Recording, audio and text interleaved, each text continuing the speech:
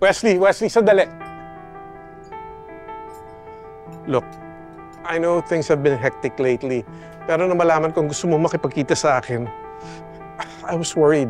Akala ko may nangyari na sa'yo kung ano. Ah, talaga ba, Dad? Concerned ka na pala sa akin yan? That's new. Wes, why don't we sit down? Kumain muna tayo. I'm sure you're hungry. Busog ako. Tsaka di ba sabi nagmamadali ka? Tapusin na natin to. I just want my allowance. Yun lang naman. Wes, pwede pa lang tayo mag-usap eh.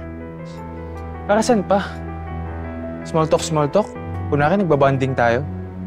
Dad, you missed that face. You should have tried when we were still a family. You still blame that on me?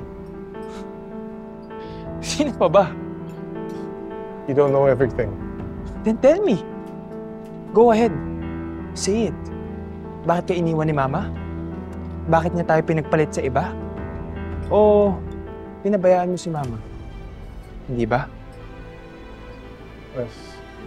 Pinabayaan mo kami. Kaya huwag ka nang umasta like some devoted dad. You're years late for that. Wala nang maaayos sa atin. Kaya huwag ka nang umasa.